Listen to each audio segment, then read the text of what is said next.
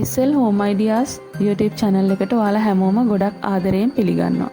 ඔන්න අද අපි ඔයාලට ලස්සන නිවසක සැලසුමක් අරගෙන අවිල්ලා තියෙනවා. ඉතින් මේ නිවාස සැලැස්ම අපි කරලා තියෙන කෑගල්ල දිස්ත්‍රික්කයට.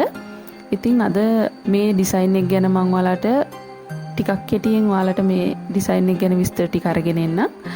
මේ ඩිසයින් එකේ සම්පූර්ණ කාමර 3ක් තියෙනවා. යට තට්ටු එක කාමරයක් තියෙනවා, උඩ තට්ටුවේ කාමර 2ක් තියෙනවා.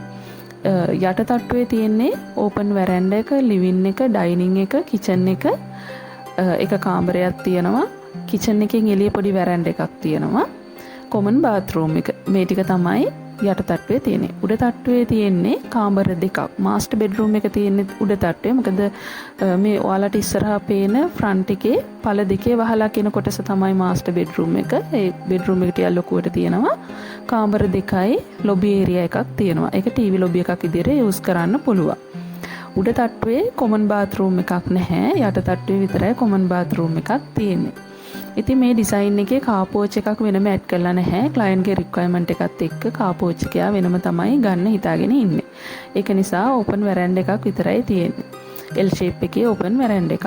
ඉතින් මේ ඩිසයින් එකේ ඔයාලට පේන ඇති වහලක් එක්කෙන ඩිසයින් එකක් තමයි කරලා තියෙන්නේ. බිත්ති නොතෙමෙන විදිහට සම්පූර්ණයෙන් වහල අගු පන්නලා තමයි කරලා තියෙන්නේ ඩිසයින් එක.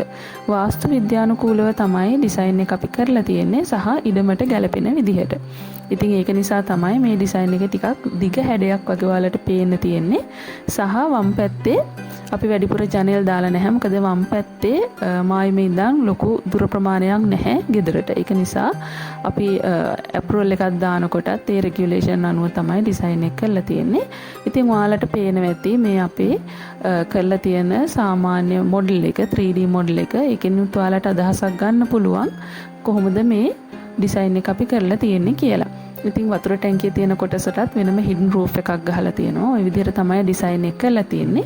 ඔයාලට මේ ඩිසයින් එක ගැන තව විස්තර දැනගන්න ඕන නම් අපි මේ වීඩියෝ එකේ දාලා තියෙන නම්බර්ස් වලට අපිට කෝල් එකක් දීලා ඔයාලට තව විස්තර දැනගන්නත් පුළුවන්. ඉතින් තවත් මේ වගේම ලස්සන ඩිසයින් එකකින් ආයෙත් හමු වෙමු. සුබ දවසක්.